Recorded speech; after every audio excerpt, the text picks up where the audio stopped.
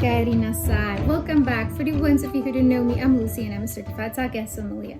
For today's video, I've prepared this delicious sake from Izumibashi.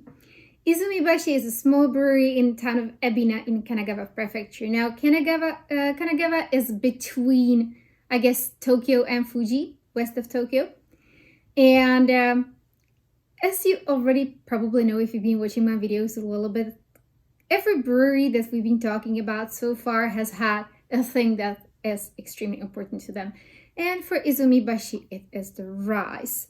They believe that good sake starts with rice, which is why they grow their own rice. And they actually have this really cute thing that I found on their website. They have a live camera where you can follow and see the rice fields. Isn't that adorable? And even the etiquette is actually related to rice because it represents the dragonflies that fly over rice fields in the area. And obviously, since they grow their own rice is important. They actually polish their own rice as well. And one thing that I found interesting was that they polish separate fields for themselves because they want to preserve the characteristics of the actual rice field of the terroir. And I found that quite nice. The area of Ebina village has hard water from the Izumi River. Izumi is, by the way, part of the name of the Izumibashi. And the second part comes from the family name, where Bashi is part of the name. It's a little complicated. And besides the water, there are two more things that are particular for Izumibashi that I wanted to mention. One was they use something called futa in the preparation of their koji, and futa is a small box, and it is the most laborsome, most difficult way of preparing koji, and they do that for all their sake, of what I understand. And the second one is they are famous for making kimotos.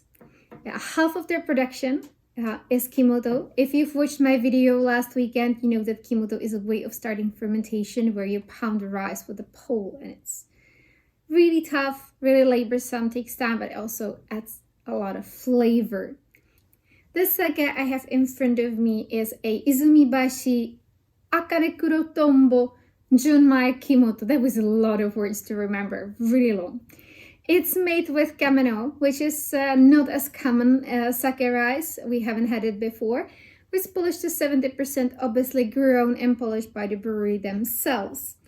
And it's been aged for 2 years, made with the Kimoto method, so I'm expecting a lot of flavor, a little bit of oxidation.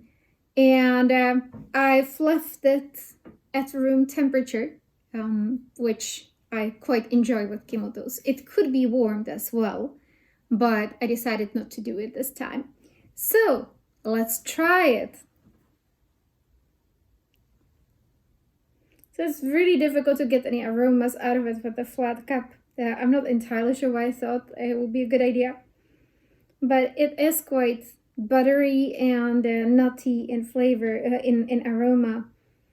A little bit of citrus and some sort of flower. I'm gonna say sunflower. Forgive me for this. Let's drink it.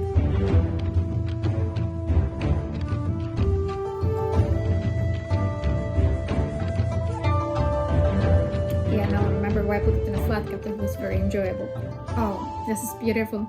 Really nice, creamy texture, well balanced. I really enjoy the balance between the umami and the acidity in the sake.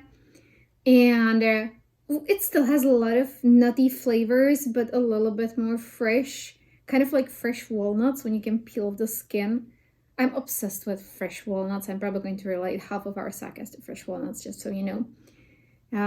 It has quite long flavor with a lot of spiciness in it. I'm gonna say pepper. And also a bit of cedar and some mushrooms. Do you know what shimeji mushrooms are? Yeah, those tiny mushrooms that grow together and they can be either white or brown. They're really delicious. I love those. This is very nice at this temperature. I really enjoy it. It can be colder, it can be warmer, but I really like this at room temperature. Recommend it strongly. So what do we eat with this? I'm going to stick with the mushrooms. And so actually, when we traveled in Japan 3 years ago, we went to the town of Takayama, and one of the things we get for breakfast was this miso soup with mushrooms in it. And it was so good. So sometimes I make miso soup with mushrooms in it at home. It's not half as good as theirs, but I like to pretend. So I would definitely eat it with that. That would be really, really enjoyable. Anyway, yeah, that's all for today, guys. I hope you enjoyed my video. Please try the Kimoto. Yeah, it's really good. Don't forget to watch my video on Sunday. Don't forget the subscribe button. It's down there. Please like the video, and I see you next time. お疲れ様です。